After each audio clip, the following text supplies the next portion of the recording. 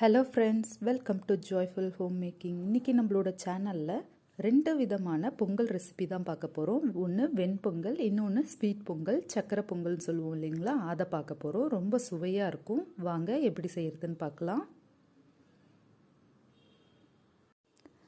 இதை பாருங்கள், சக்கரை பொங்கலுக்கும் வெண்பொங்கலுக்கும் ஒரு சீக்ரெட் டிப்ஸ் இருக்குது. அது என்னன்னு கேட்குறீங்களா? அதையும் இந்த வீடியோலேயே சொல்கிறேன். அதனால் இந்த வீடியோவை ஸ்கிப் பண்ணாத நீங்கள் கடைசி வரைக்கும் பாருங்கள். உங்களுக்கு அந்த சீக்ரெட் டிப்ஸ் என்னன்ட்டு தெரிய வரும். உங்களுக்கு யூஸ்ஃபுல்லாகவும் இருக்கும். இப்போ ஒரு கப் அளவு பச்சரிசி எடுத்திருக்கேன். எப்பயுமே பொங்கல் பச்சரிசியில் செஞ்சிங்கன்னா ரொம்ப நல்லாயிருக்கும், டேஸ்ட்டாகவும் இருக்கும், நல்லா வரும். ஒரு கப் அளவுக்கு பச்சரிசிக்கு 1/4 கப் அளவுக்கு பைத்தம்பருப்பு எடுத்திருக்கேன். பாசிப்பருப்புன்னு சொல்லுவோம் இல்லைங்களா, அதை எடுத்திருக்கேன்.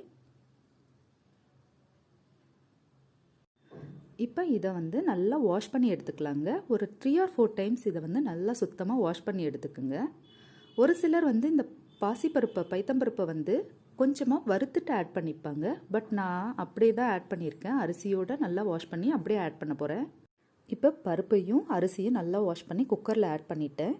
இப்போ பார்த்தீங்கன்னா தண்ணி ஆட் பண்ணிக்கலாம். பருப்பு 1/4 கப், அரிசி 1 கப் எடுத்திருந்தேன். அதனால் 4 கப் அளவுக்கு தண்ணி ஆட் பண்ணிக்கிறேன். இது நான் ஸ்வீட் பொங்கலும் வெண்பொங்கலுக்கும் சேர்த்தே தான் இந்த குக்கரில் வச்சுருக்கேன். இதில் நான் டிவைட் பண்ணி பாதி பாதியாக எடுத்துக்கிறதுக்காக ஒரே குக்கர்லேயே அந்த அரிசியும் பருப்பையும் ஒன்றாவே ஆட் பண்ணி விசில் விட்டு இறக்கலாம்.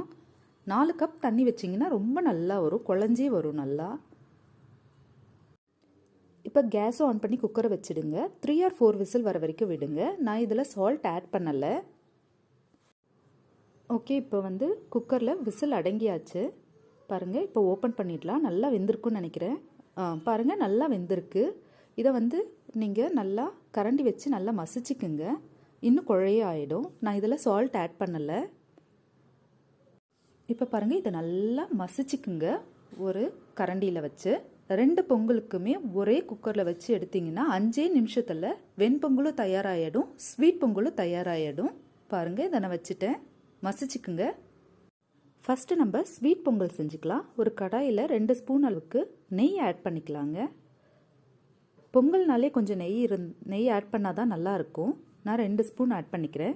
அதே மாதிரி தேங்காய் கொப்பரை தேங்காவாக இருக்கிற தேங்காவை பொடியாக நறுக்கி ஆட் பண்ணிப்பாங்க ஸ்வீட் பொங்கலுக்கு. அப்படி இல்லாதவங்க தேங்காவை திருவி ஆட் பண்ணிப்பாங்க. நான் இன்றைக்கி கொப்பரை தேங்காவை தான் பொடியாக நறுக்கி ஆட் பண்ண போகிறேன். நெய் காஞ்சதும் அது கூட முந்திரி திராட்சை ஆட் பண்ண போகிறேன். முந்திரி திராட்சை ஆட் பண்ணிக்கலாம். கூடவே அந்த கொப்பரை தேங்காவை பொடியாக நறுக்கினதை இது கூட ஆட் பண்ணிக்கலாம். இந்த நெய்யிலே கொஞ்சம் ஃப்ரை ஆகிட்டோம். இப்போ அந்த முந்திரி திராட்சை வறுத்த அதே கடாயில் 1/4 கப் அளவுக்கு ஜாக்கரி ஆட் பண்ணிக்கிறேன், வெல்லம்.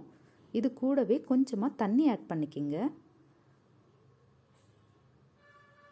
ஒரு 1/4 கப் அளவுக்கு தண்ணி ஆட் பண்ணி இது நல்லா பாயில் ஆகட்டும். இப்போ பாருங்கள், இது நல்லா கொதிச்சாச்சு. இது கூட ஒரு 4 ஏலக்காய் ஆட் பண்ணுறேன்.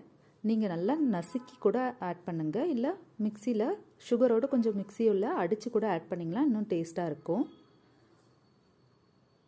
இதனோட நம்ம அந்த பொங்கல் எடுத்தோம் இல்லைங்களா, அதில் பாதியை நான் இதனோட ஆட் பண்ணிக்கிறேன். நல்லா மசிச்சுக்குங்க.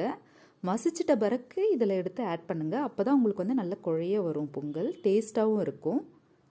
இப்போ இதனோட ஆட் பண்ணி இதெல்லாம் நல்லா மிக்ஸ் பண்ணி விடலாம். நல்லா மசிச்சு மிக்ஸ் பண்ணுங்கள். ரொம்ப நல்லா வரும். நீங்கள் இதை ட்ரை பண்ணி பாருங்கள். இப்போ பாருங்கள், அந்த ஜாக்கரியோட இந்த பொங்கல் எல்லாம் நல்லா மிக்ஸ் ஆயாச்சு. அந்த சீக்ரெட் டிப்ஸ் ஒன்று சொல்லியிருந்தேன் இல்லைங்களா, அது இதுதாங்க, கல்கண்டு. எப்பயுமே சக்கரை பொங்கலில் கொஞ்சமாக கல்கண்டு ஆட் பண்ணி செஞ்சு பாருங்கள். ரொம்ப டேஸ்ட்டாக இருக்கும். உங்களுக்கு வித்தியாசம் தெரியும் நார்மலாக செய்கிறதோட இதனோட ஆட் பண்ணி செய்கிறது. கூடவே கொஞ்சம் சால்ட் ஆட் பண்ணிக்கோங்க. ரொம்ப டேஸ்ட்டாக இருக்கும். எப்பயுமே ஸ்வீட்டில் கொஞ்சமாக சால்ட் ஆட் பண்ணிங்கன்னா அந்த ஸ்வீட் இன்னும் நல்லா தூக்கலாக தெரியும். இதெல்லாம் நல்லா மிக்ஸ் பண்ணி விட்டுக்குங்க. கல்கண்டு இல்லாதவங்க கொஞ்சமாக சுகராவது ஆட் பண்ணிக்கோங்க அதில். இப்போ முந்திரி திராட்சை அப்புறமா தேங்காய் கட் பண்ணி எல்லாம் தாளிச்சோம் இல்லைங்களா, அதை இதனோட ஆட் பண்ணிக்கலாம். ஆட் பண்ணி நல்லா கலந்து விடுங்க. தேங்காய் இல்லாதவங்க, அதாவது கொப்பரை தேங்காய் இல்லாதவங்க தேங்காவை நல்லா துருவி அந்த நெய்யிலே கொஞ்சமாக ஃப்ரை பண்ணி ஆட் பண்ணிங்கன்னா கூட நல்லாயிருக்கும். பாருங்கள் எப்படி வந்திருக்கு, ரொம்ப சூப்பராக இருக்கும். கல்கண்டு ஆட் பண்ணி பாருங்கள். இவ்வளோ நல்லா இருக்குது பாருங்கள். அவ்வளோதாங்க, ரெடி ஆயாச்சு. ஓகே, இப்போ வந்து வெண்பொங்கல் செய்யலாங்க. வெண்பொங்கலுக்கு ஒரு கடாயில் 2 ஸ்பூன் அளவுக்கு நெய் ஆட் பண்ணியிருக்கேன். அந்த நெய்யில் வந்து பொடியாக நறுக்குன இஞ்சி ஆட் பண்ணுறேங்க ஃபஸ்ட்டு. இப்போ அடுத்ததாக பெருங்காயம் ஆட் பண்ணுறேன். கொஞ்சமாக பெருங்காயம் ஆட் பண்ணிக்கோங்க. அடுத்ததாக மிளகு ஜீரகம் ஆட் பண்ணிக்கலாங்க.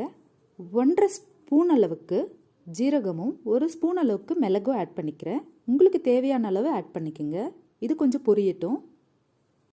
இப்போ இதெல்லாம் ஃப்ரை ஆகிட்ட பிறகு கருவேப்பிலை ஆட் பண்ணுறேன். கருவேப்பிலையும் கொஞ்சம் பொரியட்டும். பொரிஞ்ச பிறகு நம்ம குக்கரில் வேக வச்சு எடுத்தோம் இல்லைங்களா, அதை இதனோட ஆட் பண்ணிக்கலாம். நல்லா மசிச்சிட்டேன் பாருங்கள், நல்லா குழஞ்சிருக்கு. இப்படி இருந்தால் தான் பொங்கல் நல்லாயிருக்கும், வெண்பொங்கலாக சூப்பராக இருக்கும். இதை நல்லா கலரி விடலாம். இப்போ தேவையான அளவு சால்ட் ஆட் பண்ணிக்கிங்க.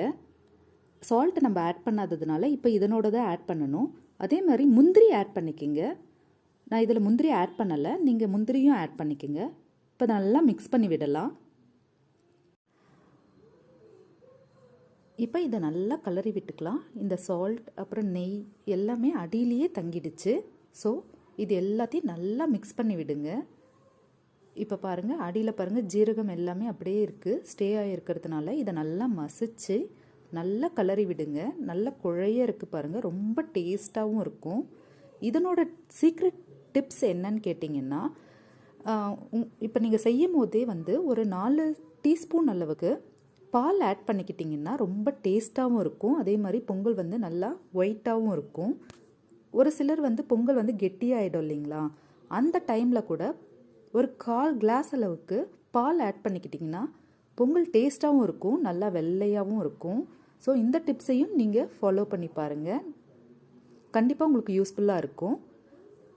இப்போ இதெல்லாம் நல்லா மிக்ஸ் பண்ணிக்கலாம். இதுலேயும் ஒரு சிலர் வந்து கொப்பரை தேங்காய் ஆட் பண்ணுவாங்க. பட் இதில் நான் ஆட் பண்ணலை. ஆட் பண்ணாலும் நல்லா தான் இருக்கும். இப்போ பாருங்கள், ஃபைனலாக கொஞ்சம் நீங்கள் நெய் வேணும்னா ஆட் பண்ணிக்கலாம்.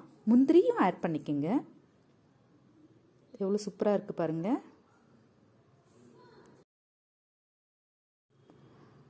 வெண்பொங்கலும் சக்கரை பொங்கலும் தயாராகியாச்சு பாருங்கள். பார்க்கவே எவ்வளோ நல்லா இருக்குது. டேஸ்ட்டும் ரொம்ப நல்லா இருந்ததுங்க. இதை நீங்களும் இந்த பொங்கலுக்கு ட்ரை பண்ணி பார்த்துட்டு எனக்கு கமெண்ட் பண்ணுங்கள். உங்கள் ஃப்ரெண்ட்ஸ் அண்ட் ஃபேமிலிக்கு ஷேர் பண்ணுங்கள். மறக்காமல் நம்மளோட சேனலை சப்ஸ்கிரைப் பண்ணுங்கள் ஃப்ரெண்ட்ஸ். தேங்க்யூ ஃபார் வாட்சிங்.